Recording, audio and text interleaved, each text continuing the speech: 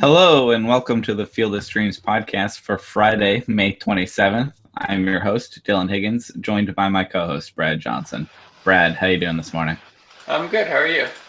Doing good. We're here on another Friday morning for another live broadcast here. Have a live chat going, and going to be looking at a lot of stuff for this Friday.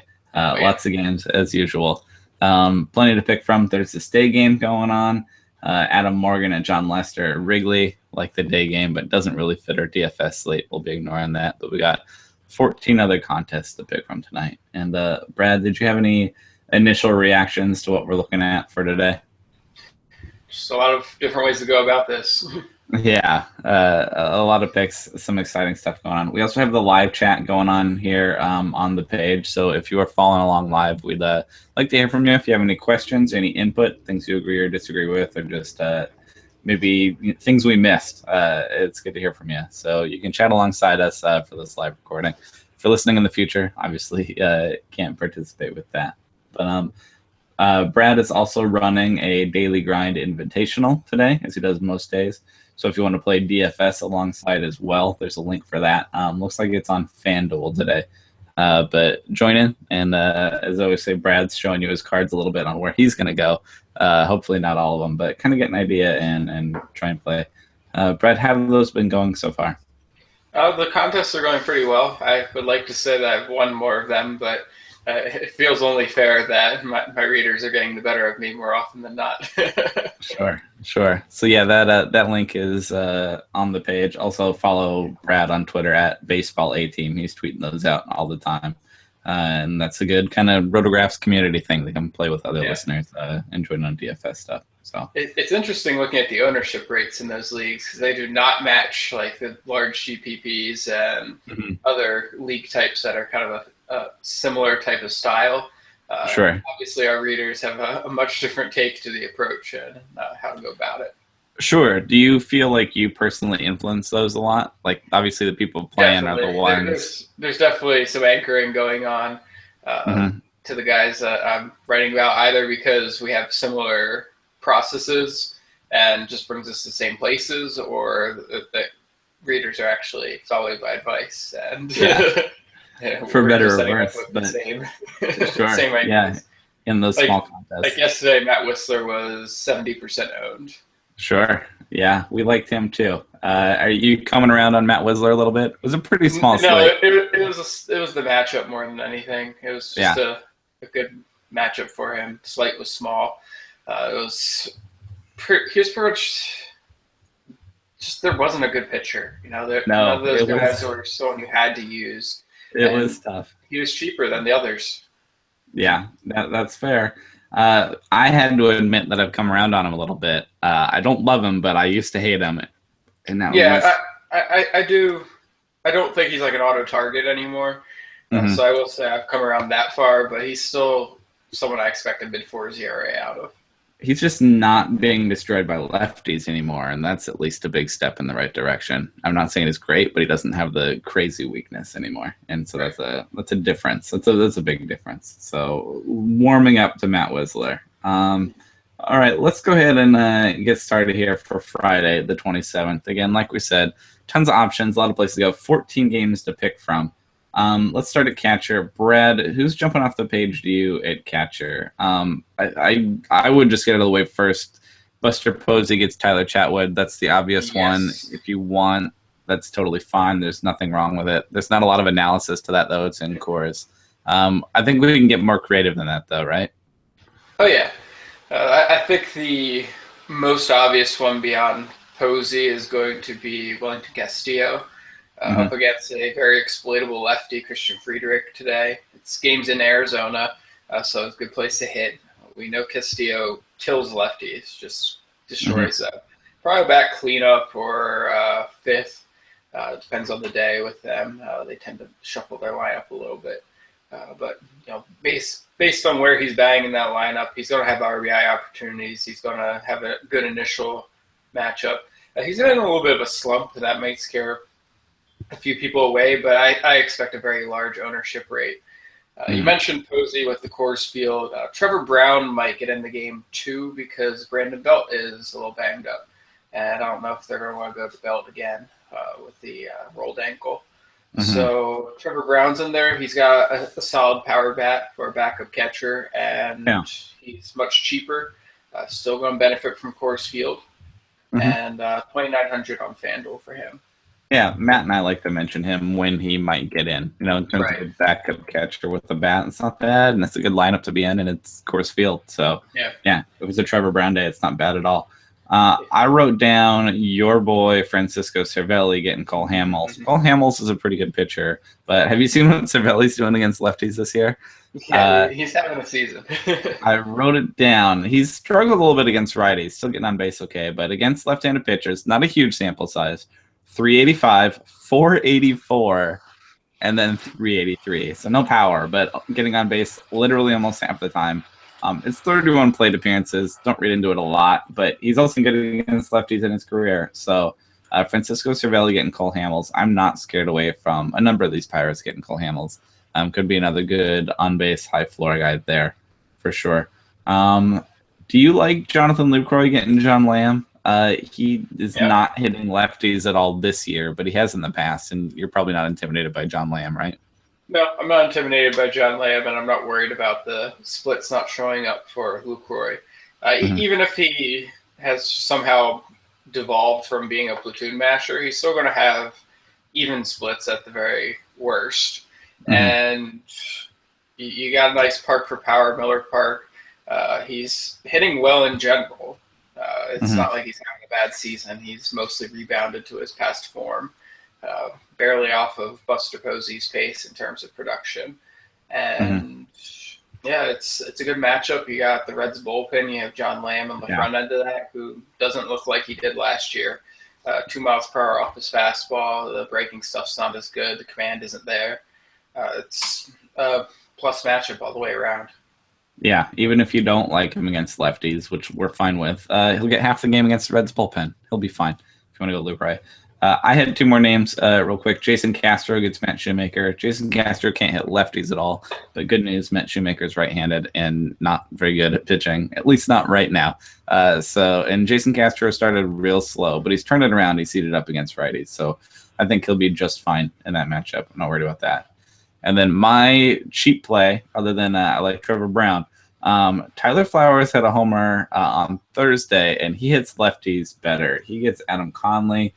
You're digging real deep here when you're going with Tyler Flowers, but one of the few skills he has is hitting lefties, and Adam Conley has been good at times, but he's not a stay away from me. So if you want to get real sneaky, get real creative, I don't think you're crazy to punt at catcher and go with Tyler Flowers.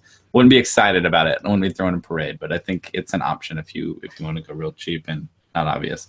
Brad, did you have any other catchers? Yeah, Chris Ionetta's getting a lefty, and that's always a good time to pull out Chris Ionetta. Sure. He's 2,100 on FanDuel, so ultra cheap. Games in Seattle, so not really a great park for power. But Pat Dean should be quite exploitable. Not really much of a pitcher. Barely a swingman is how I described him earlier today. And then the Twins bullpen is not really better than the Reds bullpen. Not much. Yeah, they're probably thankful for the Reds bullpen right now that the attention is off of them because they've been not good. But there's definitely more talent there. You got guys who can get through innings as opposed to the Reds where it's kind of a miracle when they do. But it's still an ugly group. We'll be picking Mariners today, and I think Ionetta is totally an option against lefties for sure. Okay, do you want to get us rolling at first base? As usual, there's a million places to go. But who looks actually like a particularly special pick for you at first base? I'm sticking with Paul Goldschmidt. He's eventually going to have a big game. His price is pretty affordable these days. He's $4,000 on FanDuel. There's been times when he's been $6,000 on FanDuel. So in terms of his talent level and what he costs, he's affordable. He usually gets on base in some way, so he's got a very high floor. And then one of these times he's going to hit 2 home runs. He's got a nice matchup today. Yeah. Again, it's in Arizona. It's a good place to hit. The Padres bullpen isn't scary. They're not exploitable either, but they're a group that you can go after and still get some runs even when the starter's out. And that lineup should do pretty well today against Friedrich, top to bottom. Yeah, I think so too. I think that's a very exploitable matchup. I agree with you. You're with Goldschmidt. You're like, come on, like you're better than this. He hasn't been bad, but you expect more, especially if you put a top 3 pick on him. But yeah, like you said, the price has come down. I haven't checked in recently, but a couple weeks ago, I was complaining about Paul Goldschmidt in my Autonew League, which has it's the Fangraphs point scoring, so it's a little bit unique in terms of fantasy scoring. But I was complaining because he's way below what I expected from him, and then I also looked at the first base performance, and he was the top performing first baseman. Yeah, he's still number 1. You're like, okay, yeah. Speaking of which, I wrote down Joey Votto getting Zach Davies, which is a great matchup. But you're like, he's been really disappointing. Like, and if the power's not there, like, what do you do with Joey Votto and DFS? I mean, again, Zach Davies, that's a dream matchup, but are you even interested? I'm definitely interested. It's another situation where he's going to hit at some point. He's too talented. I can't find a reason why he would just suddenly disappear as a hitter. Obviously, still drawing walks. So at least you have a floor to work with. He's also become relatively cheap, so there's that too. Yeah. I can't get too excited about him these days until I see a little bit, but yeah. If you go with a red stack, it's not going to be that popular, even though it's a high-quality matchup. Yeah, getting Zach Davies, that's exploitable for sure, but then you got to kind of farm through the Reds lineup to try and find somebody. The problem for me with Joey Votto just that it's first base, and I want to get some pop there. I want to get something, something I'm more excited about. It's hard to take, a couple walks at first base and not much else. That's why, I got guys, on the opposite side of that. Chris Carter gets, John Lamb gets the Reds bullpen. Chris Carter is a guy I keep talking about this year. Very volatile, could easily give you a 0. It's a GPP play. But he has relatively even splits. He's not worried about the lefty, which is a platoon advantage, but he also can hit righties when he gets that red bullpen into the game. So Chris Carter is as good a matchup as you're about going to get from this year. Should be just fine. And John Lamb's not getting strikeouts, so you don't have to worry as much about his whiff-tastic ways. Yeah. Yeah, so definitely a lower floor could give you a 0, but I think that's way more exciting than Joey Votto. I have Justin Bourg and Williams Perez. Williams Perez has his weird successful moments, but you're not that scared of him, right? Obviously, he doesn't strike anybody out. Yeah, Justin Bourg should be. I'll go after any day of the week. Yeah, Justin Bourg should be fine there with a platoon advantage. Eric Hosmer seems like the lone bright spot in that Royals lineup nowadays, which is too bad. But he's been great. He's been fantastic. So him getting Miguel Gonzalez, I assume you're fine with that as well. Definitely fine with that. The one issue is it's looking like a postponement risk again. Okay. Yeah. It's getting a ton of rain in KC right now. Yeah, they got rained out on Thursday, so you got to keep an eye on that. Watch your lineups as it gets closer. But I mean, with that in mind, there's so many options at first base. If it seems questionable at all, go ahead and I would play it safer. Who else do you like at first base? As always, there's a ton of options. I like Chris Davis today. He's got the Indians, Trevor Bauer, I believe. Yeah, I have Trevor Bauer. I didn't write it down for some reason. Trevor Bauer, I think it's a good matchup. Bauer's not someone who lasts very deep right now. And so Davis will get a couple shots at him, get into the softer part of the Indians bullpen. And then it's also a good park for left-handed power, even though you don't really think of Progressive Field as a place for hitters. Lefties do hit a lot of home runs there. Yeah. So the matchup is, and then going way, way down into the bargain bin, if you're trying to figure out how to get a Max Scherzer lineup working, Dae-Ho Lee should be starting. Yes. Usually has a prominent spot in the Mariners lineup. And he's hit well enough against righties. I'm not too concerned he'll be subbed for Adam Lind later in the game. So I think you're going to get the matchup against the lefty, Pat Dean, and you'll probably still get to see him hit righties later in the game.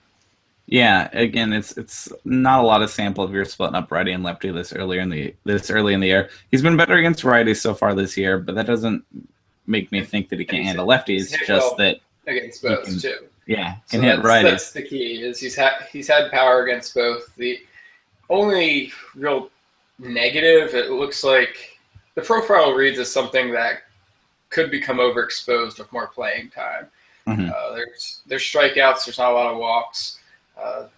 It's a small sample, so we can't really say this is who he is, and nor can we say that he's going to continue hitting 6 home runs per 68 plate appearances or whatever it is he has.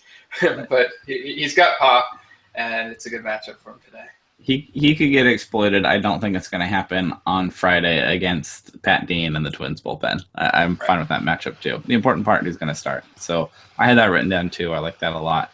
One of my favorite ones on Friday might be if you want to spend Miguel Cabrera getting Sean Manaea. I think we're going to be listening to Tigers all day. Sean Manaea has talent. I think he can be okay one day, but not getting it done in the major leagues right now. He's left-handed. The A's team is kind of a mess right now, and Miggy in the left or so has kind of remembered that he's Miguel Cabrera and is hitting real well. And he can certainly handle lefties. So I'm going to pick a lot of Tigers today, and I think Miguel Cabrera might be one of those first basemen to spend on if you want to spend money at first base.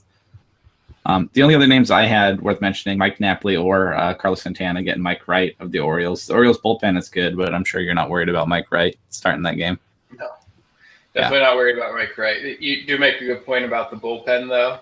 The Orioles and the Yankees are two teams I tend to see stacks that I really like, and my eyes light up, and then I start thinking about the later innings. Right. And I go, oh, maybe I don't want this stack after all. Yeah. So there are options, but there are other places to go. Any other first baseman for you we didn't mention? I think that about covers it. Cool. All right. On to second base. I had plenty of places to go there, too. Where are you thinking you're starting at second base?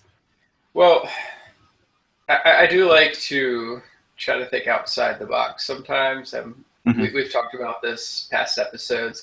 People get very caught up in platoon splits, especially when it's a lefty on lefty. They don't want it. So I actually like Robinson Cano tonight. He's the most expensive second baseman on FanDuel at $4,400. He's got a lefty in Pat Dean, so people are going to be shying away from him for multiple reasons. Could be a very low ownership rate with still an extremely high ceiling. And obviously it's going to cost you, but it's not anything ridiculous based on what he's putting up this season production-wise. Yeah. And the lefty on lefty thing, realistically, let's say he gets 4, maybe 5 at-bats, depending on how they do against the Twins. At most, half of them are going to be Pat Dean, you'd think. Right. Maybe 3 of the 5. So, yeah, the matchup's bad for half of them, but one, it's not bad because Pat Dean's not that good. And 2, the Twins bullpen's so bad. No, I agree. I would not be scared of that matchup for him. The scary part's the price, not the matchup. Right. I see him as a potential to be the top performing second baseman with some likelihood to it and a low ownership rate. That's what I'm hoping for out of that. Sure. Where else do you think I'm going to go on? There's Jose Altuve against Matt Shoemaker. Altuve's price has come down in FanDuel. It's $3,900. It's quite affordable. You can find a way to get him into most lineups. Even a Max Scherzer lineup could probably work around Altuve. And with Shoemaker there, you got opportunities for multiple hits, power if he's still swinging that hot stick, and stolen bases. Yeah, Altuve prefers lefties, but I'm not worried about it when it's Matt Shoemaker at all. It's not a concern with Shoemaker. And then the Angels bullpen isn't very intimidating either. No. I wrote Jason Kipnis getting Mike Wright. I think that's a lefty on right. I think that's fine again. But the Orioles bullpen makes me at least think twice. I'm going back to Tiger Stack. Ian Kinsler's murdering lefties this year. Gets Sean Manaea. He's murdering everything. He's murdering everything. When they get through Sean Manaea and they get the A's bullpen, it's not like I'm worried about him against righties. I like the leadoff guy in a stack that I really like. I think the Tigers lineup full is going to pound on Sean Manaea. I like having the leadoff guy as part of that. So if I can afford it, Ian Kinsler there getting Sean Manaea is maybe my favorite second baseman of the day. I just could see plenty of run scoring going on there. Yeah. How about you find with Derek Dietrich getting Williams Perez, I suppose? Yeah, absolutely. Yeah. They're getting him in that lineup. They have holes in their outfield right now. Producer. Yeah, they'll be okay. Again, we can start with you can always go to Colorado in this matchup. Matt Cain at Tyler Chatwood means hitters galore. I'm usually not a Joe Panic guy, but a contact hitter in Coors means good things for me. Putting the ball in play in Coors, he'll be fine there if you want Joe Panic. And then If you want DJ LeMahieu against Matt Cain, Matt Cain's been bad enough. You know, you can just pick a body against him. I think that's also fine. If you want to get real cheap again, I'm having fun every once in a while picking these guys in the Braves lineup just because nobody's going to do it. But Gordon Beckham has, I believe, 1 homer. He gets a lefty in Adam Conley. This is a GPP play. This is trying to pick somebody nobody else has, but he can hit lefties, just like Tyler Flowers, just like Jeff Francoeur. Like, there are a few of these Braves guys who have a little bit of pop against lefties. Nobody else is going to have Gordon Beckham. If you want to get really clever and play in one of your really big stacks, you can try that against Adam Conley. I'm not saying it's by any means my favorite. It's just an option that not many people have, and I can see it. If you squint hard enough, I can see it. Who are your cheap plays at second base today? I like Brandon Phillips. We mentioned Zach Davies being someone you can go after with a red stack and might not be too popular. Phillips bats clean up. He's a below average hitter with a really good role, and it doesn't cost much. So not exciting at all, but you got the right situation with him. You got a good park for him, and hopefully he'll produce some runs. Yeah, I'm fine with that for sure. Anybody else for you? Devin Travis, still very cheap on FanDuel, 2,200. He's gone 1 for 4 both his first 2 games. It's Joe Kelly tonight, so it's a guy that can be hit. He had a very good return last week. Yeah, he did. So I was going to ask about. We're seeing good Joe Kelly. It's hard to get a read on him. He's all over the place. I was going to ask about that matchup in that game for you. It's Joe Kelly in Toronto against Aaron Sanchez. Both guys with a little bit of upside and are interesting, but also 2 really terrifying lineups. I don't want to pick either. We'll get the pitchers. I don't think we'll really want to go with either of those guys. I assume too many options. Those are 2 massively high variance pitchers tonight. Very high variance pitchers, but also kind of decent enough that I'm worried about the hitters. I mean, you can pick Blue Jays against Joe Kelly, but he looked real darn good last time out. So, again, in these stacks this big, we might avoid. But Devin Travis, I agree, that price is gonna go up, and while it's still low, before everybody's realized that he's pretty good in that lineup, I think that's an option for sure. I wrote Josh Harrison getting Cole Hamels. There'll be a lot of these Pirates guys, especially the infielders. And I think if you want to do a Pirate stack against Hamels, he's pretty good. That could bust on you. But I think you could go there. Brett Laurie gets Danny Duffy. Danny Duffy's looked good trying to extend back into a starter, but he has had issues in the past. And I could see those guys that hit lefties doing okay, including Brett Laurie. And then my last guy, Gene Segura, is back getting hit in the noggin, and he's been doing well for the D-backs. And if you have a D-back stack against Christian Friedrich, don't know why not, that's a platoon advantage for him. And he's often high in that lineup. And maybe Paul Goldschmidt will have somebody to drive in. But Gene Segura could be fine if you believe in him. So plenty of options at second base. Anybody else for you that we left behind? I think we got them all. Okay. Where do you think you're going at third base? I like Nick Castellanos a lot tonight. That stack that you've been all over, the Tigers. He's got a good price still on FanDuel, 3,400. I don't really know how he's 3,400 with this matchup and the way he's been playing. Yeah. I think he's almost a must-play at that price. Yeah. There's obviously other options, Nolan Arenado on the expensive end and Matt Duffy, a cheaper alternative at Coors Field. Yeah. Those are the big plays to me. You got Coors Field and you got Nick Castellanos. Yeah, Castellanos in his career has preferred lefties a little bit, like Sean Manaea. This year he's pounding righties. This year he's hitting everything. At this price, just go. The A's bullpen has been okay. I think Castellanos is going to be fine. I agree. If you want to stay expansive, Manny Machado gets Trevor Bauer. It might be a shortstop for you, but either way, I think that's fine. You like Martin Prado getting Williams Perez? Ish. Yeah. It's a good matchup for Martin Prado, and as you talked about before with Gordon Beckham, sometimes it's good to get guys like Prado who just people don't pick Prado. If you're building a solo lineup, you're looking for sexier options, and really people who are picking Prado are those who are using a simulator of some kind to do their picks. Yeah. I have Adrian Beltre getting John Neese because has always loved to hit lefties and is still hitting lefties, and John Neese has not been that great. I think Adrian Beltre will be just fine there. Same with Todd Frazier getting Danny Duffy. Again, these White Sox have some righties that can hit lefties. Danny Duffy has had great control this year, but they're stretching him out, and he might go deeper and deeper into games, which could mean more issues. So I think Todd Frazier would be just fine there. My last name is another Pirates infielder, Jung-Oh Kang, getting Cole Hamels. He's been awesome since he's been back. That's the platoon advantage for him. He likes to hit lefties. If you believe there, I think he's also totally an option. Those are all my third basemen. Did you have anybody else? I have one. I'm resurrecting a guy that we've thrown into the garbage bin. Okay. It's Luis Valbuena has homered in 3 straight games. Yes. Seems to be alive again. He has Matt Shoemaker, a fly ball, homer-prone pitcher. A great one. Matchups there. If Valbuena's alive again, he's got a pretty good shot at a home run. Don't tell Matt that I forgot Luis Valbuena because I'm embarrassed because that's one of our guys, and I agree. Yeah, he's showing signs of life. We were saying that through April because we picked him earlier in the season and he didn't do anything. So by the end of April, we're like, all right, we'll wait till he wakes up. Well, you're 3 homers in a row. He's awake. He's good to go. Yeah, he just needed to be challenged by a promotion to Colin Moran, who's not done anything. No. So now he gets Matt Shoemaker. What a good line. Yeah, that's a great matchup. A+ there. Big thumbs up from me. I agree.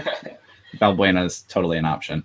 Okay, on the shortstop, I said Machado if he's for you in your format. He gets Bauer, that's fine. You can, of course, go to Coors Field. You get Brandon Crawford getting Tyler Chatwood or Trevor Story against Matt Cain. Goodness, Matt Cain's been bad. It's going to be just fine. Trevor Story is obviously not keeping up the pace he started with, but is still plenty powerful. Still hits home runs, still hits doubles. Yeah, still going to be fine. Our homer yesterday. Yeah, he's going to be fine. Off Clay Buchholz. Get the 30 home runs by the time it's all done. Yeah, so that's the obvious place to go at shortstop. If you're digging a little bit deeper, what are you thinking at shortstop? Not exactly deeper, but Carlos Correa also has Matt Shoemaker. That's another easy one. Correa hasn't been what he was last year, but he's still a good shortstop when it comes to hitting. Not so much in the defensive side, but good hitting shortstop. Last year he was better against lefties. This year he hasn't hit lefties at all. Matt Shoemaker's right-handed, so it doesn't matter today. And I think he's going to be fine. I'm not worried about that. But yeah, he's been a little bit down. I just had to go check again. I'm going to be doing it all year. Carlos Correa, 7 homers. Eugenio Suarez, 9 homers. My bold prediction earlier in the year. Yes. I really thought that was the one that was going to embarrass me the hardest. Right now, so far, my prediction for Ben Revere having more steals than the Mets might be more of an issue. But yes, that's a good prediction. I like that one. Yeah, and then like first day he gets hurt and is out for a month. I'm like, well, now there goes that. But I mean, the Mets aren't exactly burning up the base paths either. But anyway, Carlos Correa gets Matt Shoemaker, going to be totally fine. Same with Francisco Lindor getting Mike Wright. There's the asterisk of the Orioles bullpen, but Francisco Lindor has been about what people could have hoped for. I mean, obviously he's not showing off incredible power, but nobody really expected that. He's getting on base. He's doing just fine. So Lindor definitely an option. My only other name I had at shortstop, I love my boy Jonathan Villar. It's also been good. OPS over 800, and he's shown power against lefties. He only has 2 homers this year, but they've both come off lefties. And he gets John Lamb.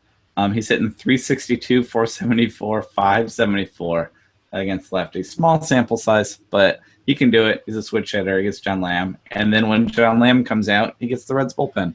So Jonathan Villar has just been an option at shortstop all year.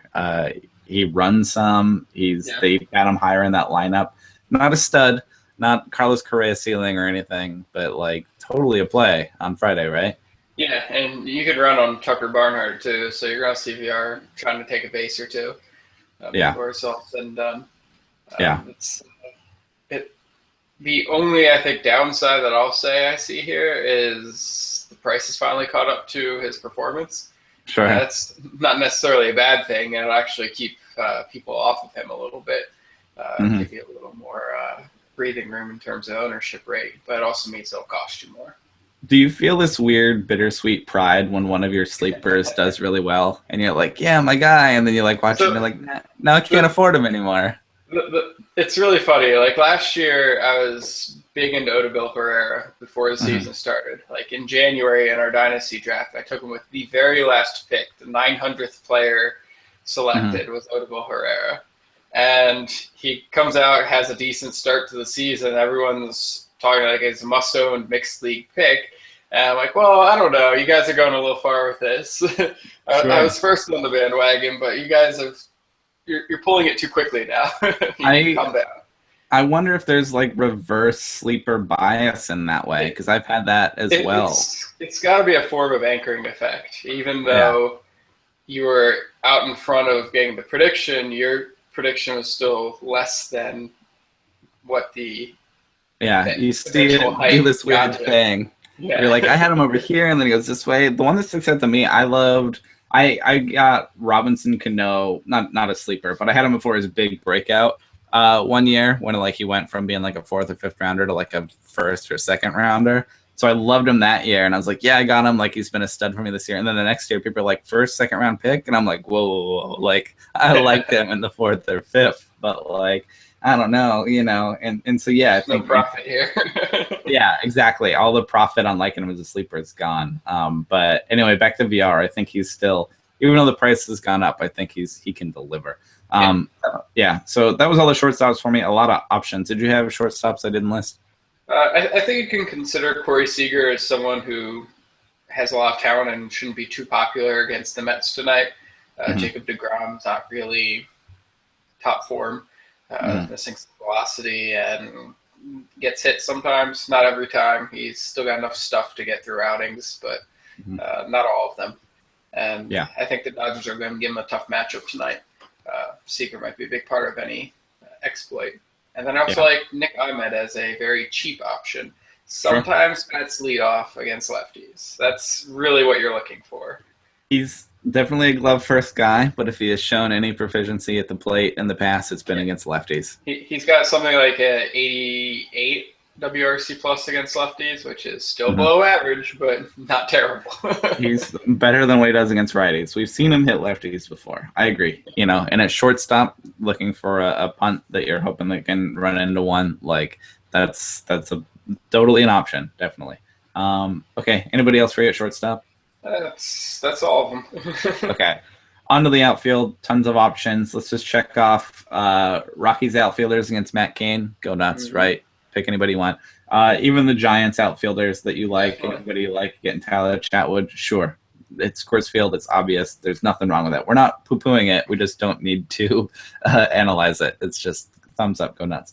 What are you thinking after that, though? If you want to get those obvious ones out of the way, what are you thinking in the outfield? Well, I have to imagine Nelson Cruz is going to be owned by everybody against Pat Dean. Yes. The cheaper end of that spectrum, Franklin Gutierrez, also should be pretty popular. I mentioned David Lee will probably get to play the full game. Gutierrez may not. He has not really hit righties at all this season. And I don't really think that's an issue long term, but right now he's got like a 46% strikeout rate against righties and something like 30-some plate appearances. It's problematic.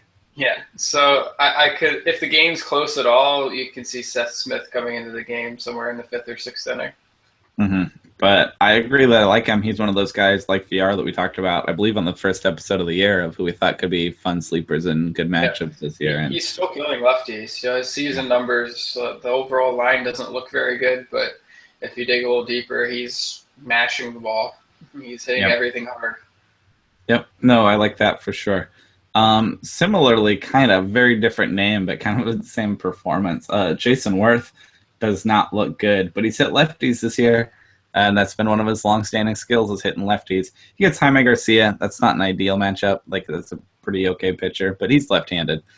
So if you believe in Jason Worth getting Jaime, I think that's fine. It's going to be your third outfield pick, but he has still shown it against lefties, but that's kind of the same kind of thing. They're not going to platoon him out, or they're not going to sub him out, I assume, later in the game. But there's that skill there. We have avoided it all podcasts so far. We have to talk about Julio Urias getting the Mets. We have not picked any Mets getting him. I'm sure we'll go to him more when we get to pitchers. But there's only one Met I'm going to consider against Urias because he's pretty good. Yoenis Cespedes. Have you looked? Do you know what he has OPS against lefties this year? I haven't looked. I know it's ridiculous. Pick a number. I'm going to say it's around 1150. Higher. 1275. Higher. Oh God, 1400. 1508 against lefties this year. 4 of his 15 homers have come against lefties. That's a video game number. It's not going to stay that high, but it's small sample size. But Yoenis Cespedes, murdering the ball in general, has 15 homers, 4 of them against lefties. Julio Urias, who's very talented, and we haven't picked any other Mets, is left-handed. And so if you want to take Cespedes against him in his major league debut, you're obviously not nuts because he's just pounding the ball and pounding lefties. So I think he's an option. But like I said, we didn't pick any other Mets. We'll get more to Urias in the pitchers. But like I said, got to mention Yoenis and what he's doing there. Ian Desmond isn't quite putting up those numbers, but he has the OPS over 1,000 against lefties as well. He's definitely straightened things out in the last month. He gets John Neese. I'm totally fine with that. I assume you are too. Definitely. Yeah. Like if you want the right, sure. yeah, the right-handed Pirates outfielders, Starling Marte and Andrew McCutchen getting Cole Hamels. Also fine. I'm fine with the stack against Hamels. I wrote Marcell Ozuna getting Williams Perez. Marcell Ozuna has kind of been an on-base monster quietly. He's having a pretty good season down there in Miami. And again, I'm not worried about Williams Perez. Brad, can we talk about Adam Duvall, who has 9 homers this year, 8 of them coming against righties? He's right-handed, but he doesn't need to mash on lefties. He's kind of a low on base, all power guy, and he showed power in the minor leagues. He has that pop, and the Reds keep trotting him out there because who else are they going to play in the outfield? He gets Zach Davies. It's a great matchup. Do you like this matchup, and do you like Adam Duvall in general? Yeah, I like the matchup. I like Duvall. He's having gas. Mm-hmm. That's who he is. You're going to get a lowish average, lowish OBP, a lot of power. And when he was with the Giants, that profile really didn't read like a major leaguer because you can't really make that work at AT&T Park. Mm-hmm. But at Cincinnati and on the road in Milwaukee, these are parks where that profile plays very well. Yeah. He's a 30-plus homer threat when you're calling those your normal parks. So, big fan of Duvall. Yep, he already has 9. I don't think he's getting much attention. In your regular leagues, kind of a trouble because he doesn't have a lot of support and might not get on base a lot. But in DFS, when you're just looking for him to run into one every once in a while, that's a DFS play. And Zach Davies is not good, so I like this a lot. Where do you think you're going in the outfield? I rambled some of my favorite options, but who else do you like? I have my eye on Bryce Harper, and I know it's kind of weird because you got the lefty Jaime Garcia. He's pitched around so much that he's become almost cold. The reason I'm looking at him, his price has just come down to very mortal levels, 3,800 on FanDuel. That's for who he is, everyday 3-home run threat. Even against the lefty, he still has decent numbers. Obviously, he isn't quite the monster as he is against righties, but still hits lefties.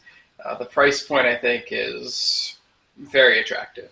The downsides to it here, obviously, you got the lefty. You got a Cardinals bullpen that's pretty strong, too. Yeah. So, but I agree. You can't ignore him at that price, basically. Yeah. And you mentioned you can go with the Jason Worth. Wilson Ramos is good against lefties. There's a few nationals you can put together for a unpopular stack that could still be pretty productive. Mm-hmm. Yep. Who else do you like? I have these aren't guys I like so much as the prices are cheap. Brandon Drury, Ricky Weeks Jr., and Yasmani Tomas. I like against Christian Friedrich. It's a fine matchup for them. It's mostly the prices that I'm liking. Drury's 2,600, Weeks is 2,400. They all tend to top 6 in that Diamondbacks lineup. So you're looking at run opportunities and a good park to work in. I had to go look it up right now. Tomas against lefties this year, not Cespedes levels, but 1210 OPS against lefties with 4 of his 6 homers against lefties. I like Yasmani Tomas. Not in general, he's can be a flawed player, looks better than last year, but doing his damage against lefties against Christian Friedrich. Problem there might be that Christian Friedrich might only last 4 innings, right. And then he gets the Padres bullpen. And if you're worried that much that, the OPS against righties this year only 646. So I don't know. I like that matchup for him. Not a favorite fantasy option of mine in general, but I don't think you could ignore him against lefties for sure. The other two I'm a little less high on, but I agree with that price. You got to pay attention. How about Matt Kemp getting Robbie Ray? Matt Kemp kind of hit on my list. He's also very cheap. I think he's under 20. He's 2,500 on FanDuel. So that matchup, that price, Kemp still hits lefties. I don't think you can say anything bad about that. Yeah. Who else you got?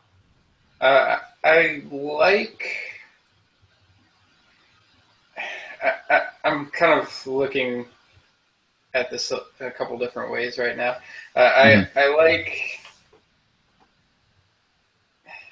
Oh, I lost the player. So I was looking for Michael Saunders. That's what I like. This guy who's sneaky power, top of the lineup of the Blue Jays more often than not. Just kind of come out of nowhere. We thought he might be do this last year, and he didn't. He was hurt most of the time. That's who he is as a player. He's often hurt. But he's coming along this year. He's aiming for a ton of power. I think he could ambush Joe Kelly, someone who tries to get ahead in the count with early count fastballs, and Saunders doesn't really let those go by. So I think we can see a good matchup there, and just the way they approach their respective at-bats. And bad Joe Kelly was a little while ago, but I think still in people's memories. Michael Saunders is interesting. In 2012, 19 homers and 21 steals, and I think he's been like everybody's favorite sleeper since then. Everyone's like, there's Michael Saunders potential. Still, despite this hot year, only a 703 OPS. He struggles. He hasn't stolen a base yet this year. He's not a runner anymore. Yeah, has power and speed potential. It's a good lineup to be in. They put him in good places. So I agree. I'm in right now. Not sure he can hit lefties, but against Joe Kelly, I think that's just fine. Do you like Lorenzo Cain getting Miguel Gonzalez? Yeah, I like that matchup for him. Yeah, Miguel Gonzalez is always someone I'm looking to exploit. The game being in Kansas City, even if it's not rained out, it's just such a large park that it does tend to favor Gonzalez. I kind of saw Kansas as one of the places that he might sign, just because it's a park that makes sense for him. Yeah. Is there anything to do with any other Royals outfielders? Even Gerard Dyson isn't doing much, right? No, Dyson's not doing enough. No, not really. Again, all of a sudden that Royals lineup, I'm like Eric Hosmer, and that's about it for me. They're not doing well, and they're not that far out of the AL Central anyway. It's an interesting division. They could come back into it at any time. Yeah. Everyone's happy to write them off, saying, "Oh, it was a fluke after all." Yeah. They can come back. If you want that Tigers stack, JD Martinez getting Sean Manaea is the obvious one because he's been hitting this year. Justin Upton has liked lefties in the past. Yes, he looks bad this year. But I don't think you'd be crazy for trying to take an underrated guy there. That would be an option. And then that's about it for me. George Springer had 2 homers on Thursday against Matt Shoemaker. I'll take anybody who can hit against Matt Shoemaker. I think George Springer would be fine there. And I wrote Colby Rasmus as well because, again, it's Matt Shoemaker would be fine. Do you have any outfielders we didn't mention? I like Chris Davis, the Chris with a K. With a K, sure. Yeah. And Michael Fulmer. I already mentioned the other Chris, I like him both Chris Davises. Davis gets Fulmer today, and I see that as a pitcher that he can ambush. He's got more than enough power to get out of Oakland anytime he wants, and he has. He's one of the best power hitters in the league right now. Yeah, I agree. Yeah, well, another low on base guy that's running into plenty. He has 30+ pop for sure. Yeah. He's like Evan Gaddis' ceiling, basically. Yeah. All right, let's try and tackle the bunch of pitcher options on this day. Sure. Like we said, Joe Kelly and Aaron Sanchez, both talented guys who just have really tough matchups. I Yeah, think kind of if all you cancels want, out. You got to think. yeah, I see going with them in a GPP. They both yeah, have potential to reel off a 50-plus point yeah, game for FanDuel. yep. Is there Downsides there too. is there any analysis to Max Scherzer getting the Cardinals other than if you want to pay for it, go for it? Yeah, it's with Scherzer. You've seen the 20 strikeouts, and now that you've seen it, you can always say, "I want another shot at it." Sure. And that's what you're paying for. It's another shot at 20 strikeouts. He seems to be back on top of his stuff. A little earlier this year, he was a little shaky. Definitely the top pitcher of the day. The matchup isn't an easy one by any measure. The Cardinals are tough top to bottom. No real stars, but no easy outs either. So could be one of those games where he throws 7 innings, 6 strikeouts, 3 runs, and you're left pretty disappointed. Sure. I like the opposite side of it too. Jaime Garcia getting the Nationals. The Nationals don't scare me that much. Yeah, and that's part of what takes away from the Scherzer matchup is it's not an automatic win. Garcia can go pitch by pitch with him. Yeah. He's obviously not the same talent level, but he has his days when he's up there. Yep. And not as many strikeouts, so not the same upside by any means, but still definitely interesting pitcher and the matchup's okay. All right, like I said, we got to talk about Julio Urias getting the Mets. Other than Yoenis Cespedes, it's an okay matchup. They're not overwhelming against lefties. This kid, 19 years old, crazy talented. They've been talking about him forever. I'm surprised they give him a start because they talked about using him in the bullpen, but the Dodgers should be going for it. It's the right move. They're talking about putting him in the bullpen. It didn't make any sense to me. Yeah. Train him as a starter. Let him be a starter. You're going to need 6-8 starts from randos anyhow. He might as well use Urias and take advantage of his talent now. Later, you'll have you and McCarthy back. You won't have to worry about that as much. Yep. He had a great scoreless streak going in the minor leagues. Everybody knows he's super talented. Nobody knows what's going to happen in your major league debut, especially at 19. Has a bunch of talent, though. So talking about DFS just for Friday in this case, what do you think? I know he's a giant question mark. So, is this an option? It's definitely an option. He's 6,900 on FanDuel. It's a cheap price. You can work a lot around that. There's big drawbacks here. He's capped at 6 innings. He's capped at about 80 pitches. You can get to 80 pitches well before 6 innings. Have they said that? Is that this is his minor league work schedule, and based on everything I've seen, I don't anticipate them changing this at all. Right. They're going to handle him very carefully. They're getting a spot start out of him, basically. And they're not going to be looking to break him at this point. Just a little taste of the majors and nothing more than that. So you're looking at not a long outing from him. Even if they extend the leash a little bit to, say, 90, 95 pitches, they're not going to go beyond that. I can pretty much guarantee it. And then beyond that, we talk about his talent. He's a little bit undersized, and borrowing from Eric Longenhagen's scouting report up on Fangraphs, he'll get wild within the zone. So he doesn't really walk guys, but he can lose his feel for working on the edges, and that's something that gets exploited in the majors.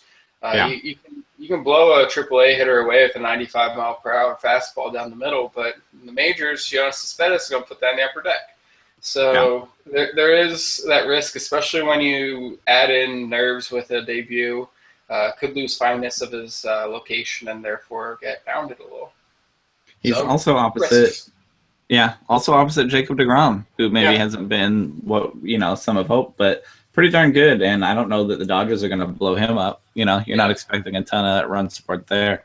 I think Jacob deGrom's an option. The Dodgers have been a little bit beat up. The bottom line with Urias, I could the ceiling's something like 6 innings and 10 strikeouts, and I could see him doing that and still getting a no decision. Yeah. And without the win, at least in FanDuel, that's pretty painful.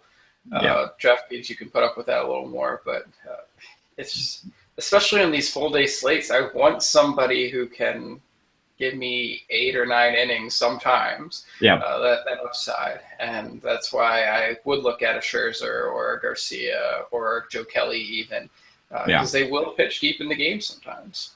Yep. DeGrom again is bad, quote unquote bad as he's been this year. 3.07 ERA, 1.24 WHIP. Like if that's bad, DeGrom, he's fine. So if you want a little more upside, I think the matchup to look at might be Tanaka at Chris Archer in Tampa Bay. Two lineups who aren't hitting that great. I mean, it stinks they're opposite each other, but I don't think the matchup's bad for either of them, other than pitching against each other. Archer's straightening things out a little bit. The Yankees are not scary, especially in Tampa Bay, and Tanaka's been a lone bright spot for the Yankees, I feel like, and the Rays can't hit righties. Are you fine with either of those? Yeah, as I mentioned, I like guys who can toss you a complete game, and these guys can do that. They can take control of a game and run it all the way to the end. Yeah, I think Archer's a little bit better of a pitcher, and I think Tanaka has a little bit better of a matchup. So kind of that might not be helpful, but that's it for me. I got to mention Trevor Bauer because he gets the Orioles. The Orioles just set, I forget the specifics, but some sort of record for strikeouts in a 3-game series in Houston. The point is they whiff. They whiff, and Trevor Bauer knows how to get strikeouts. And so I don't know how deep he's going to go. And there's definitely downside there because the Orioles can whiff, but they can also hit. But if they're whiffing more than hitting, which is something that can happen, there's upside there for Trevor Bauer. There's strikeout upside. The Orioles are swinging a lot now. I think that's a GPP play for sure. Is Bauer a guy you would even consider? He's not for me. I'll say that. You hit the nail on the head with the length of his outing. I just don't see him really getting beyond 6 innings. If I'm looking at a 6-inning guy, it's probably Urias or Robbie Ray. I like their matchups more, even though Bauer can get their strikeouts against the Orioles. They also have quite a bit of thump in that lineup. Sure. It's a risky one. There's too many ways for it to go wrong, in my opinion. That's very fair. I'm allured in a GPP. Brad is less in on it, and that's I totally get it for sure. I like Bauer more than most. Brad, who else do you like at pitcher? Where do you think you might be going? So I mentioned Ray. He's up against the Padres. Ray's got good strikeout stuff. He's wild. That's basically the analysis to be had. You'll get a strikeout inning or better even, and there's a grab bag of potential alternatives beyond that. Could be a 6-7 inning 1-run outing, could turn in 4 runs in 4 innings. So you got your risk and reward. I like the Padres facing lefties more than I like the Padres facing righties. They're a normal lineup against lefties. Yeah, it's not saying a lot, saying I like them more against lefties than righties, but they strike out tons still. They're like the 3rd highest strikeout rate still. Yeah, I think there's still plenty of upside there. Who else do you like? Adam Conley, I think, is the last guy I'll mention. He's got the Braves matchup. And Conley, also guy who's wild a lot. Coming off a 7-walk outing against the Nationals, I believe, and a couple 4-walk outings back there too. So he has his days when he's just not hitting spots, and when he's on, he turns in good outings. So they'll let him go 7+ innings, and the Braves have a way of rolling over. So there's definitely upside and downside here. They're so left-handed. I mentioned Tyler Flowers and Jeff Francoeur and Gordon Beckham as sneaky guys who can maybe hit some lefties, but that's stretching their upside. I'm not that worried about it. Could they run into one? Sure, but I think Adam Conley is a cheap guy. Can go fine.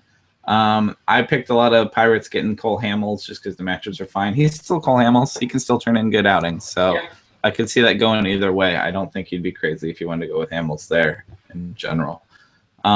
I'm mentioning Miguel Gonzalez only because he just faced Kansas City and he went 6 innings, 2 runs, 8 strikeouts, and they're kind of broken. Do I think Miguel Gonzalez is good? Not really. But I also don't think the Royals are hitting. So if you want to go real cheap there and try and either pair him with a Scherzer or just go crazy on hitters, you can, but it's not exciting. And then I think Felix Hernandez getting the Twins. Felix Hernandez is not the same pitcher, but still a good pitcher, and the Twins don't really hit. You got to be okay with that, right? Yeah, I'm okay with it. Yeah. My reservation is he's 1,100 on or 11,000 on FanDuel, and that's the most expensive pitcher, 100 more than Max Scherzer, and I can't justify that. No, he still has the Felix name going with him a little bit. When he not the same pitcher. I think he'll be fine in this matchup. The only other name I might even mention. Do you believe in Michael Fulmer at all, getting the A's, or Michael Fulmer in general? So someone asked me about that on today's Daily Grind, and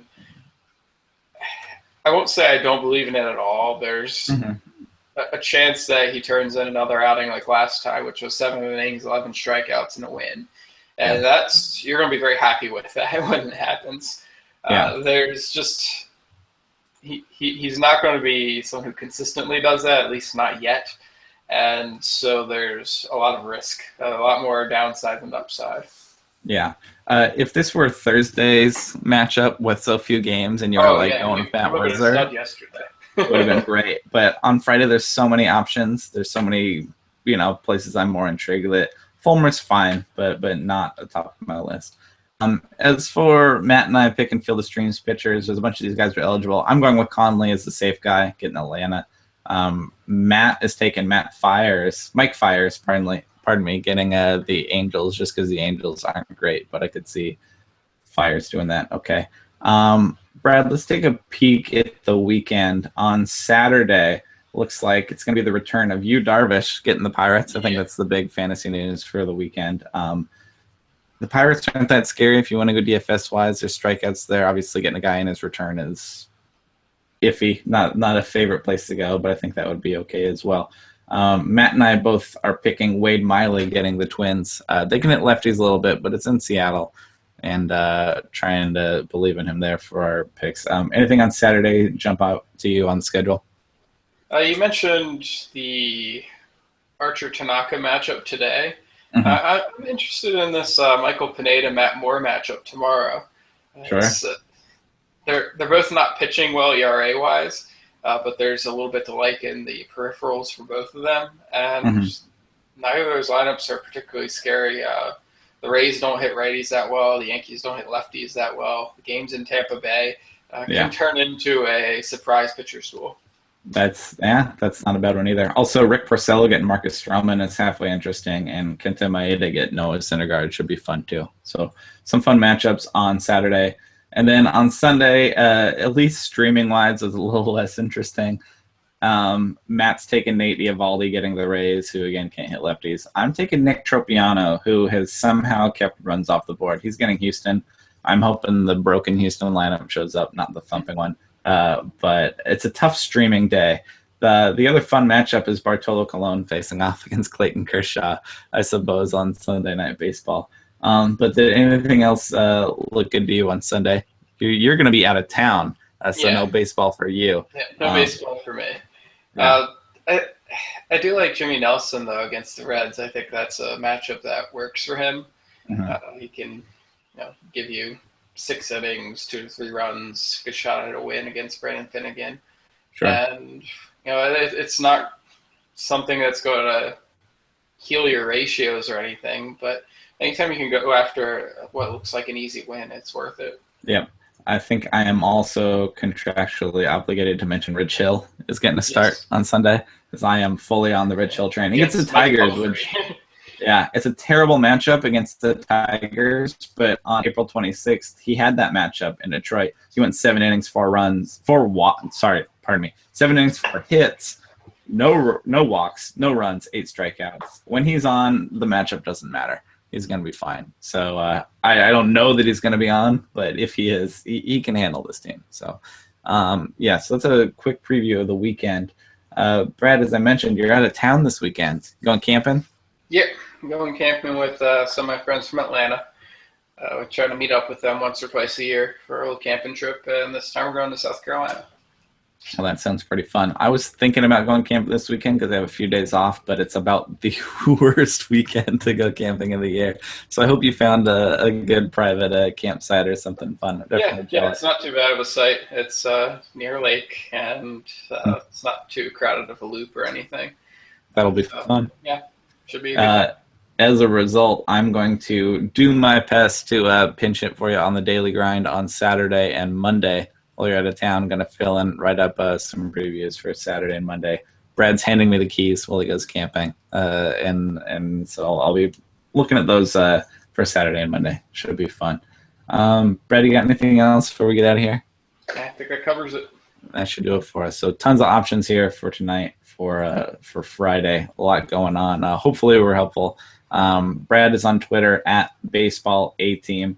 I'm on Twitter at HigginsFOS. Also tweet at Matt, because Matt told us for Thursday's show that today, Friday, at work, he's in a peanut butter and jelly sandwich eating contest. And I told him it's something to do with work and some morale thing. I don't know, but I was like, I want to get pictures. So tweet at Matt, ask him how the contest went, because I want to know. I want to see what's going on in his that's what he's doing. Matt and I will be back on Monday. On the holiday, we'll still have an episode for you because baseball's still going on. That should do it for us. Brad, have a good weekend. Enjoy your camping trip. And we'll be back on Monday.